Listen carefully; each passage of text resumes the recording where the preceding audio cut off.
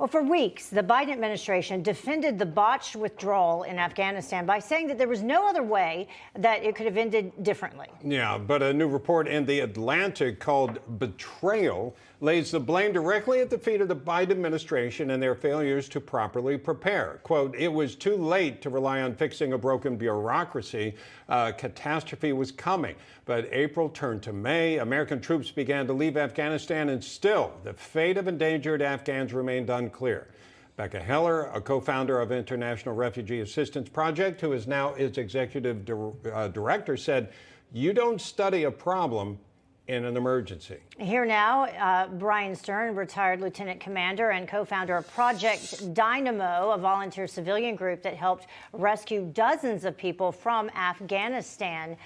Bryan, does anything in this new report surprise you at all? Thanks for having me. Honestly, nothing. I did learn some things that I didn't know that I didn't know, but yeah, this was a problem. This is a problem that took a long time to make, and certainly was going to take a minute to fix. So the rush to the finish line, for a talking point, clearly resulted in catastrophe.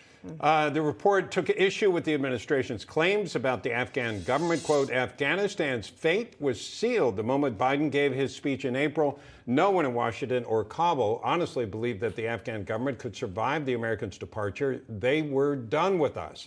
Ghani's national security advisor said the allies were fed up with us, and the Afghan people were also fed up with us.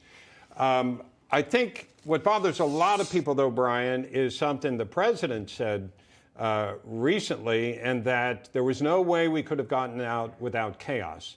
But if you and I are talking about chaos and throw in the specifics of 13 American service members and then how many, 75 other Afghan allies connected, that sounds like more than chaos. Yes, I do agree with the point that there's no good way to do this.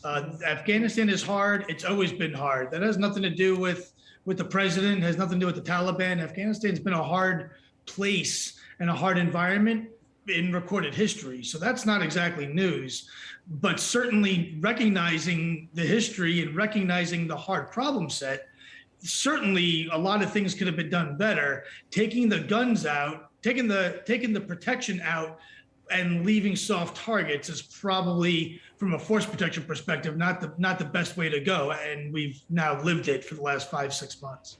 What about allowing the Taliban to control where the airport was specifically? And the people that went in and out. Right. Yeah. What about that decision? I mean, the reality is the airport being used as the evacuation point was a mistake.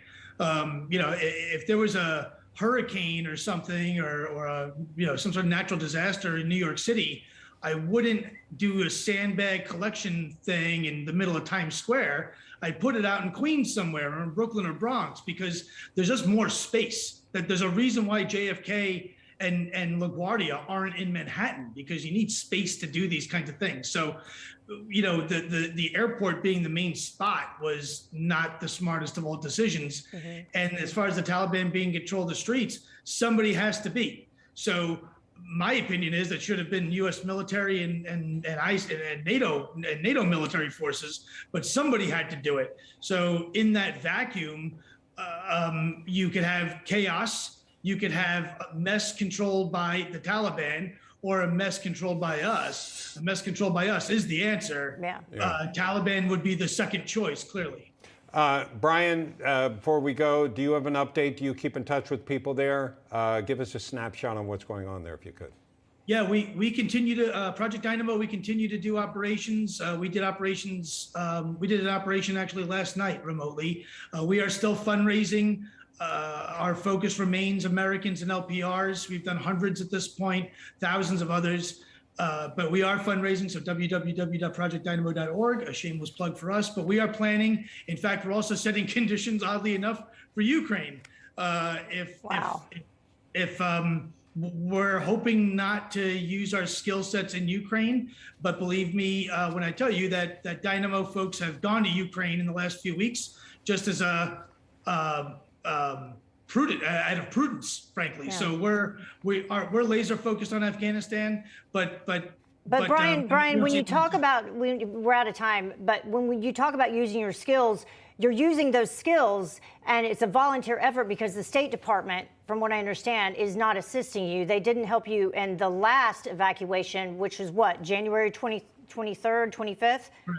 You got out 23 people on your own without help from the State Department? 23 Americans and green card holders, LPRs. We're happy to work with everybody and anybody, but they don't want to work with us. So that's okay. We keep working. Okay. We got to work on that. A lot of Americans appreciate your efforts. Bryan Stern, thank you so much. Yeah. Thank you very much. Hey, I'm Rob Finnerty. Thanks for watching. If you enjoyed this video, please join the conversation in the comments below. Don't forget to subscribe, too. Hit the bell icon to be alerted to breaking news. And remember, there's a whole lot more on Newsmax TV, America's fastest growing cable news network. Newsmax TV, we're real news for real people.